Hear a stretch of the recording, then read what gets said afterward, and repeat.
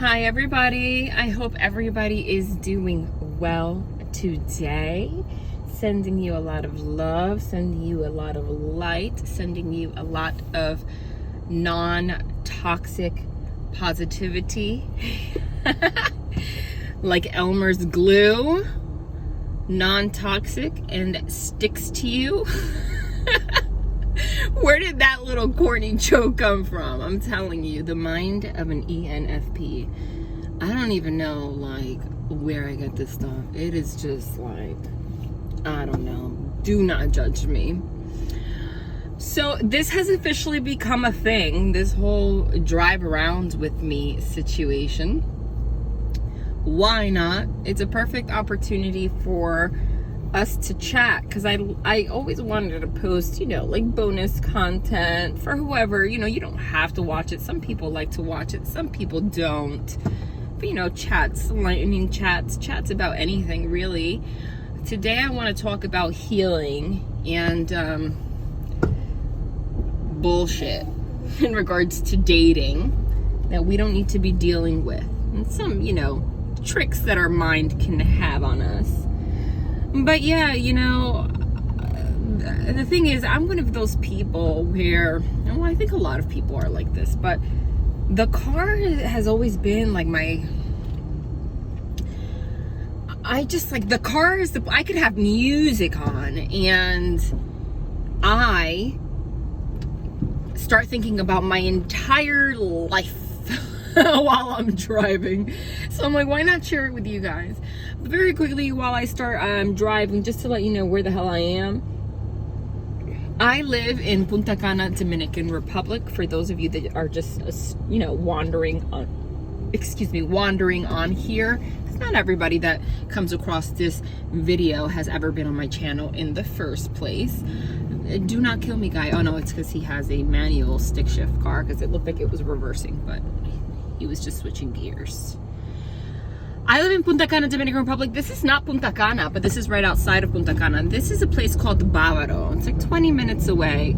I actually like it here because it's, when you see me driving around elsewhere, it looks more like, I live in a bubble inside of a bubble. Punta Cana is literally, people think the entire area of Punta Cana, when they say Punta Cana and they go to the all-inclusives, they think that they're actually going to Punta Cana, but Punta Cana is just the name of the area that's surrounding the airport. The airport is a privately owned airport, and the community surrounding it is called Punta Cana Resort and Club and Punta Cana Village, which is where I live. I live in the village, and it's a privately owned.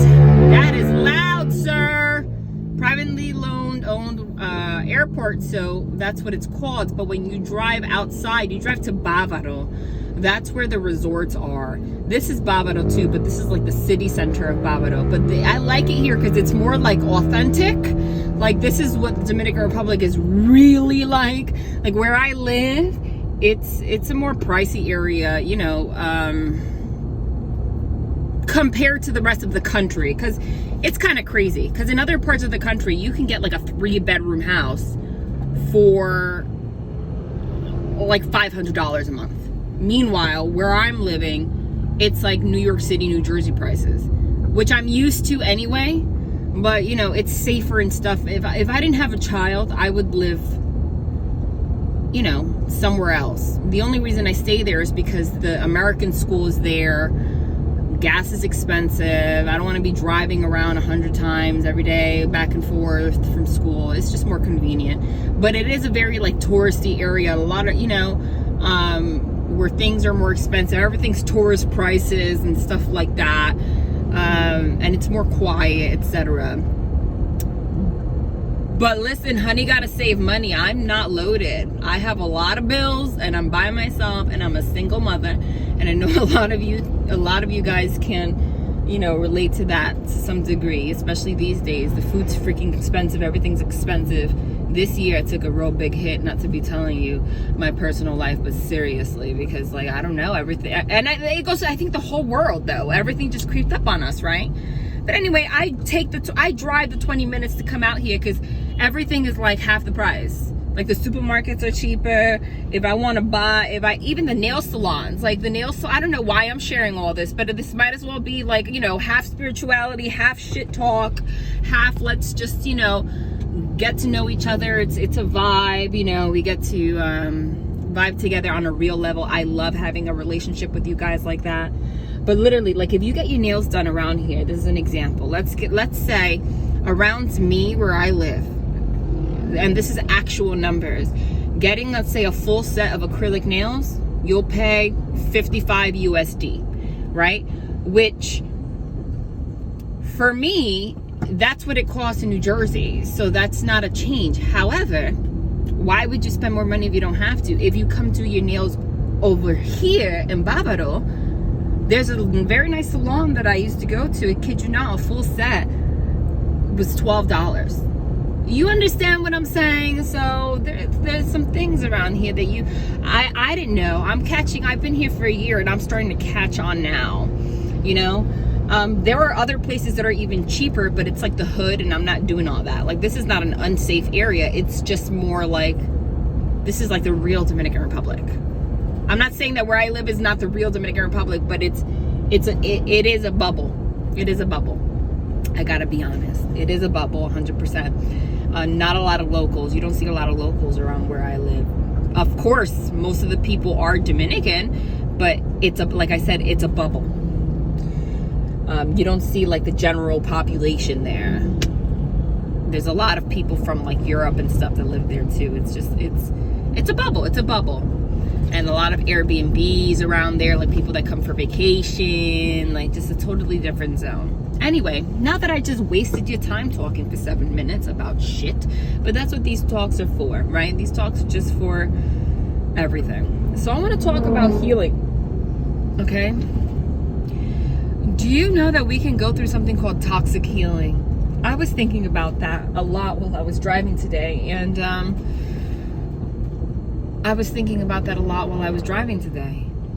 basically. And what is toxic healing? We are always in a process of healing, but you know what? Sometimes there has to be a limit. When you start, remember, thoughts create our reality, and healing is it's hard. It's very hard. This thing's falling again. It's hard. It's very hard. And when you start healing, let's say you start finally going to therapy, you start looking into attachment theory or whatever, you find, or you're healing from narcissistic abuse, something specialized that you have found, for your particular trauma or things that you have gone through, or people that, counselor, or divorce counselors, you name it, right?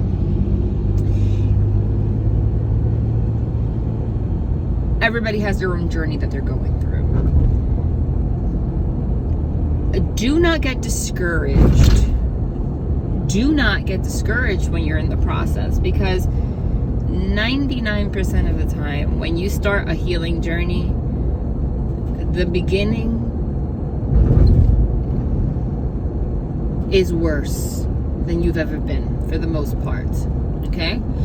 Because a lot of the things that you're healing, a lot of the things that you have inside of you, most likely you were either unaware of the degree to which it was affecting you, or they were repressed memories. But I want you to know how brave you are for wanting to confront the feelings and the situations that have affected you, okay? And have limited your ability to blossom and reach your full potential. Because a lot of people, the big majority of the problems in the world come from lack of healing. For some people, it may be they're not even blessed with the opportunity to raise their consciousness enough to even know that there's something wrong with them. They just perpetuate the patterns. Or, for example, a lot of narcissistic people, for example, are the way they are because their pain that caused them that way is too grand to even want to look at. And they can't. They literally lose empathy. They lose the ability to connect with people. They become, you have to feel bad for people like that. I'm not saying like deal with them, but they don't have the capacity to self-reflect and want to heal because of the not because of the severity, because there are people, I mean, it really depends. It's like rolling dice. You don't really get to choose how your body responds to trauma. I mean, some people, literally, the people that become narcissists, for example, they become that way. It's a fact. It's a combination of how you were raised, the kind of trauma it is and stuff. But God put them on this earth to become just unable to deal with that. But if you're here, most likely than not, you were blessed with the ability to go within and heal and look at these things. And that already puts you a big step above a lot of people, and that is a competition. It's about you. But that alone, just the ability to self-reflect and even recognize the things you've gone through, not from a victim mentality, but wanting to better yourself for yourself, is a huge accomplishment. And it takes a lot of bravery. And don't let anybody discourage you, okay? It takes a lot of courage to look at your demons and your shadow, dead on, and say, I'm gonna tackle you. I'm gonna tackle you the way an angel slays a demon. Okay, because you are allowing that God energy, that divine energy, that light energy, because the light is always more powerful than the dark, to slay those demons. And even though, I want you to know, while you're healing, while you're in that battle, while you're slaying those demons, you are still slaying demons. So you still have your armor on, you still have swords and shields, metaphorically, okay? You are still choosing to be brave enough to go to war, okay? And you need to pat yourself on the back for doing that. And I want you to know that you will be discouraged a lot along the way, because before you get better, you usually get worse. It's kind of like if you've ever battled with acne. I know it's such a terrible example, I'm sorry. But if you've ever battled with like clogged pores and they start giving you like products for your skin, they always tell you it's gonna get worse before your skin gets better, because all that gunk that's in your pores has to rise to the surface, and then you start seeing all these little bumps, and then finally like it becomes extracted and your face is clear. I know that's like a really gross example. I'm sorry, but this is like, that was the analogy that came up. Because all of the things that, again, those demons bubble up and you have to slay them one by one. So a lot of times when you start your healing journey, you become worse than before. You could become more depressed than before. It could even be re-traumatizing. You could act out more than ever, okay? And I want you to know that there may be a lot of people around you that while you're healing, you are triggering them. You are triggering them, and they might not even be aware of it, maybe subconscious. Because there is something about your bravery and your courage and your healing, okay, that triggers the fact that they know, even if it's unconscious, that they don't have the same bravery and courage to do the same. All right? And while you're changing, they can't handle it, and they'll start treating you bad, or they'll start blaming you, etc. And I want you to know also that during this process, you need to more than ever only surround yourself with empathetic people that have the capacity to have empathy, people that have patience, people that come from a place of love. Not that they're your dumping ground. You should never treat people like they're a freaking garbage can for the shit that you're dealing with. But you need to have people that have unconditional love on your side. People that know, like, this person's acting like really out of character, but I know that what they're going through, they confided in me, whatever the case may be. And I support them because I know what they're dealing with, and I know that they'll get through it, okay? Because there will be people around you that can make your process worse.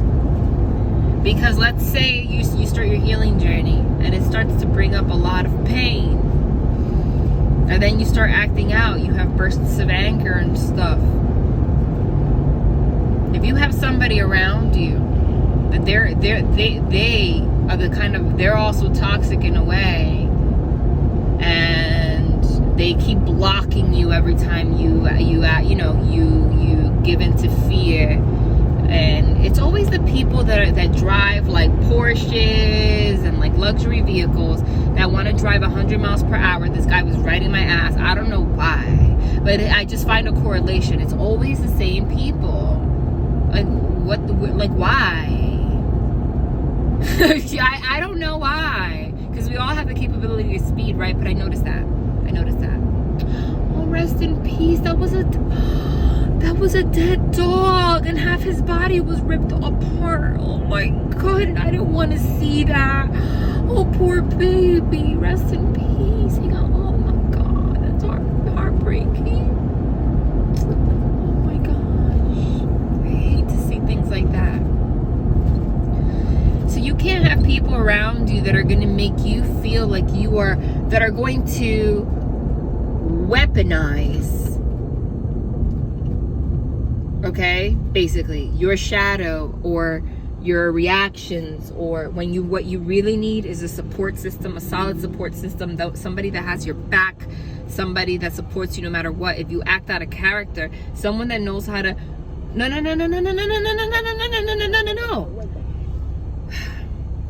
no estoy hablando por teléfono. Somebody that, oh my God, no, sorry. You always got to stop them. I feel bad. I give them money all the time. They're just begging because, poor people. So they come and they try to wash your windshield, and you give them like a couple dollars or whatever. And I usually help them, but I can't do it. I go down this road like 1,000,000 times a day. I cannot do it 12 times a day. And they're usually respectful, but my issue is when you say no 14 times and they still do it. Like I'm like in the middle of recording, hello. And then they're like, why? Why not? Because no, not right now, sir. I'm sorry. Just not right now. I'm sorry for that interruption.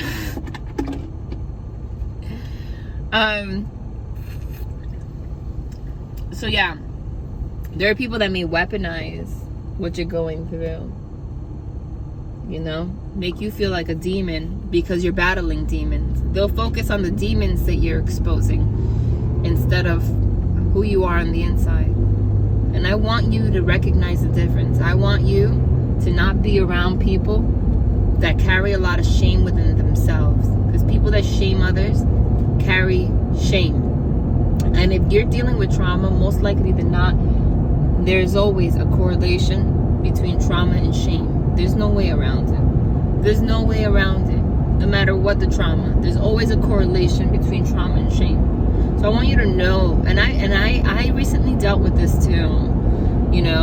Like if you have as well intentioned as these people are, maybe they're just unconscious. If they carry a lot of shame within them, and you are in a bad mood here and there because you're going through things, and they carry a lot of shame, they'll shame you for not being in your best behavior. Instead of you cannot, that is counterproductive to what you're trying to accomplish. And you need to have people around you that encourage you to be your best self without adding shame. Do you understand what I mean? There's some people that don't know how to co-regulate. What's necessary for a positive relationship, no matter romantic or in a friend relationship, is the ability to co-regulate. You have to know how to self-regulate, and you also have to be able to co-regulate. Self-regulation is working on controlling your own feelings, etc., your own reactions. But co-regulation is knowing and being able to connect with another person, with another human being, to the point where they're able to recognize this person is going through something. They can explode and fly off the handle in 2 seconds, but I can help them co-regulate. We help each other regulate each other when we're falling short. So you are able to notice that real quick and say, baby, or I love you. I know you're going through something. It'll be okay. It'll be okay. Don't you worry. And when people are like that, what they do, they're able to soothe your anxieties when they're able to recognize that you are in a state of anxiety. Not like coddling. There is a difference. And if you have people that know how to co-regulate and have the ability to connect and have the ability to empathize, a lot of the issues, you know, that you guys would otherwise have, like arguments or explosive moments, would not happen in the first place, because you're able to soothe each other. But people that don't have the ability to connect with people and don't have the ability to co-regulate will see everything as an attack while you're healing. That is especially bad and harmful and will keep you in a loop. You're not supposed to be in a state of I'm healing 24 hours a day. What they end up doing is weaponizing your healing. What they end up doing is making you feel bad about yourself for going through this process in the first place. And even you could go to therapy and be okay in a month or two, enough to hold a steady relationship, but these people will make you feel like you are incapable of having a healthy relationship because you're going through shit. But it's really a reflection of their inability to co-regulate and actually connect with somebody. 100%. But these are also the same people that will not take responsibility for things like that, okay? Because their entire view of the world is that way. It's like you have to just know how to self-regulate by yourself, and like they don't know how to empathize, they don't know how to connect on that degree. So anything that's less than perfect, or anything that's less, like, they're usually very conflict avoidant. These are the people that will make you feel so fucking bad for your moments where you are not shining as brightly as you can. Instead of that friend, you know, that will help you calm down and help you get through it. There's a fucking big difference, man. And I have best friends that example that, you know, through thick and thin, that know how to co-regulate like that, and we do it for each other. Like, if they notice that I'm displaying, they might not know that I have a shame wound or I've had it, but I have a friend that anytime I apologize too much, she's like, stop saying sorry. Stop apologizing. Why are you apologizing so much? Listen, we get it. Like, it's fine. You don't have to keep apologizing. We love you. And she talks to me in that same tone and everything. But in that moment, that feeling of like, I feel so bad, like I let them down, goes away. In 10 seconds, we're off to being best friends like usual. You know, those are the kind of people you need to have around. That's real unconditional love. If you have a person that doesn't know how to co-regulate and doesn't know how to connect with people and has a shame wound, these are the people that will make you, like, instead of that scenario that I just gave you, it would escalate and you will start feeling more anxiety, and it turns into an argument and a terrible fucking loop. If you find yourself in a connection like that, you need to go. There's no way around it. I've lost a friend, you know, because of something like that. And I'm sure they're under the impression that they're in the right, because they always are, right? But you cannot, these are the people, like, you will try to explain yourself to these people over and over again, like, to see if they can understand where you're coming from, but it's not gonna happen. It's not gonna happen. What's gonna end up is you're gonna end up being more and more angry. It's raining. More and more angry, more and more angry, more and more angry, and then it's just gonna be, oh, look at the doggy, he's so cute. That's a Westie, right? That's a Westie. He's adorable. He's beautiful. He's beautiful. Love him. So you have to be careful with that, because a lot of times you can fall into the trap, again, especially if you're healing, because if you're healing, you're not perfect right now.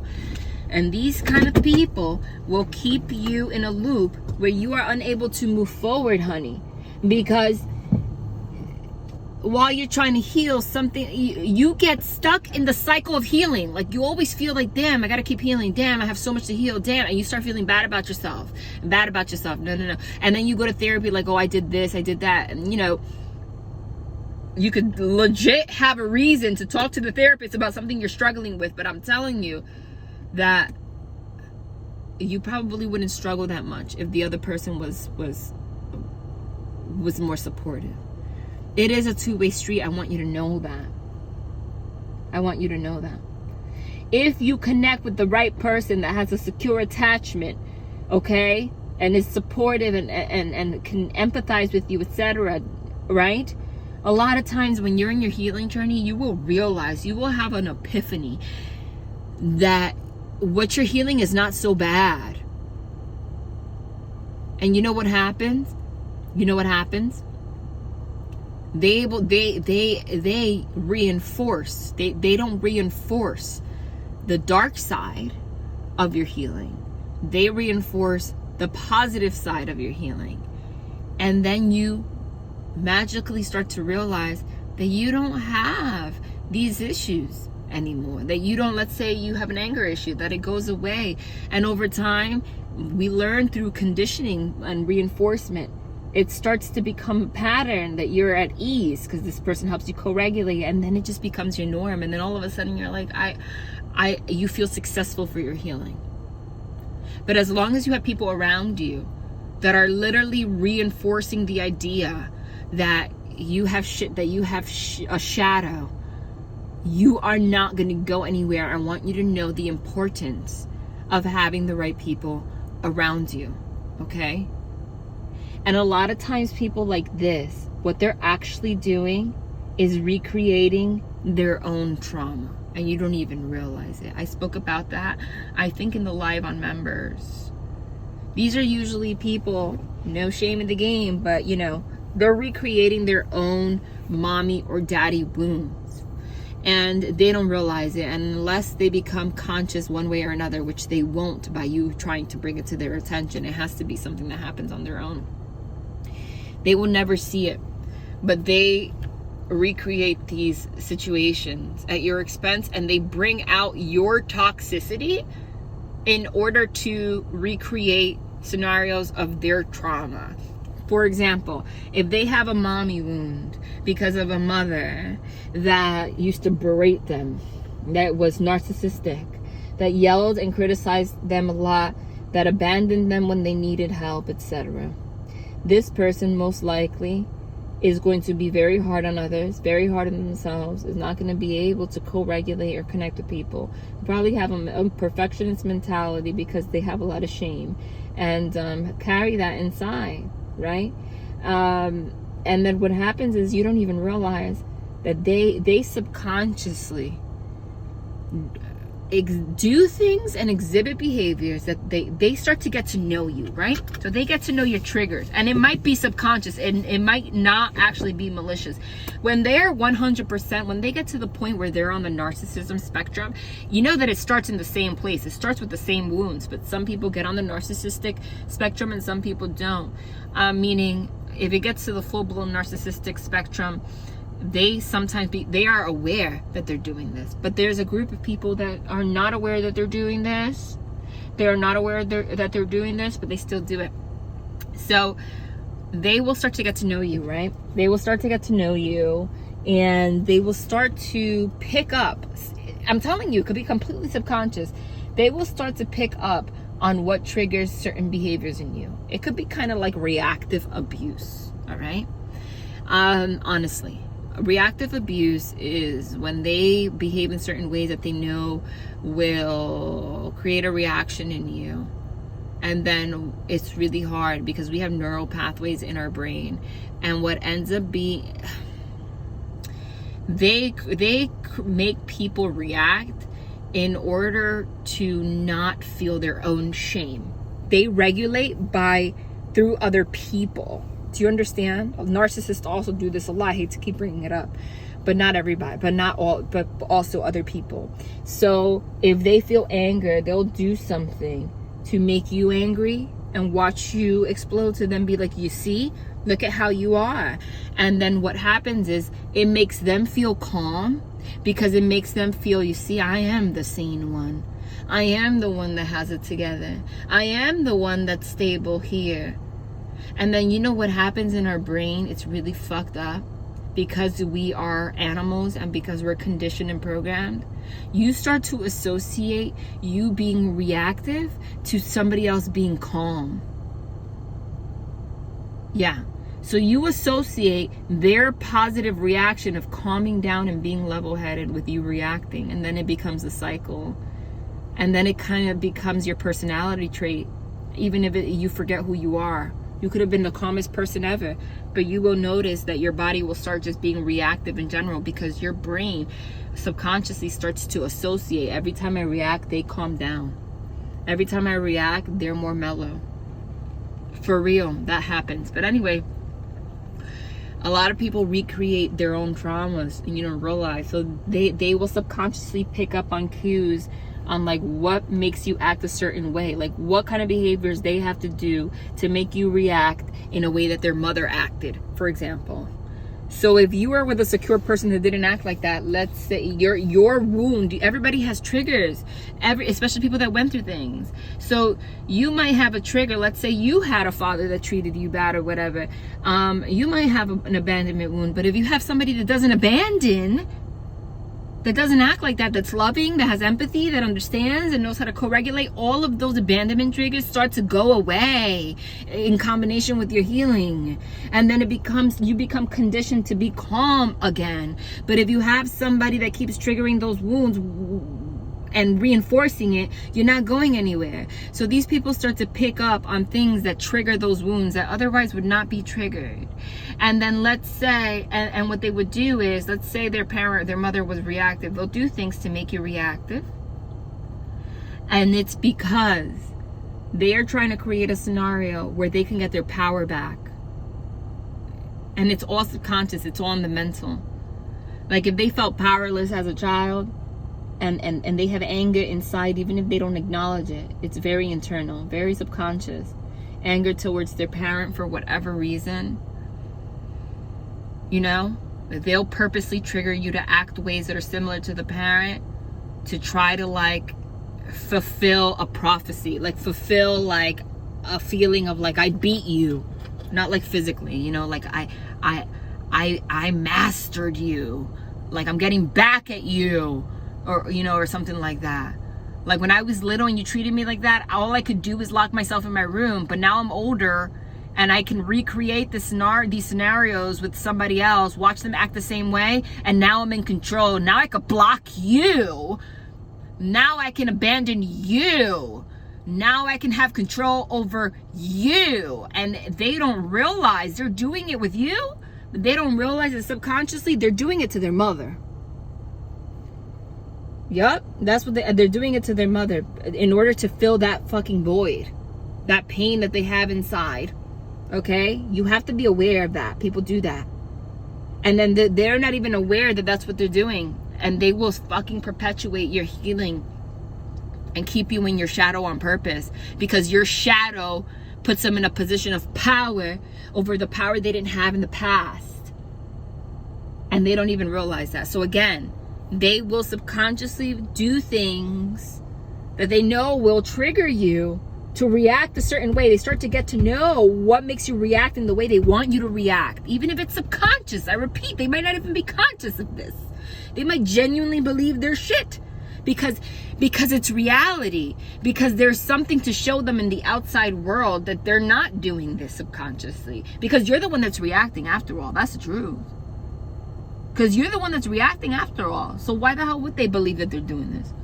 But let's say you have a trigger that if you text somebody and they don't text you back within 24 hours or something, it hurts you. Or if you talk about your feelings and somebody doesn't even acknowledge them after you poured your heart out, you know, they know that you're a very sensitive person, and that's going to make you feel real sad.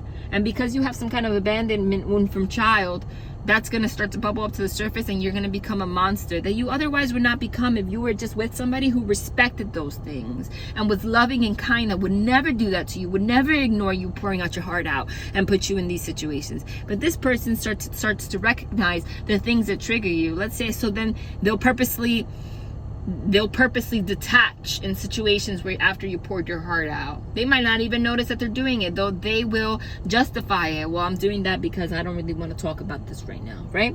But what they're really doing is because they learned from observation that that's going to trigger you to act like their mom. It could be a dad, but you get the point, right? But since 90% of you are women, I usually, I don't know, it just statistically, it's what my example makes more sense, but it could be anything, right? So they start behaving and moving in ways strategically to bring that out in you. And again, It's to put them, they don't even realize it's to put them in a position of power to do what they couldn't do as a child.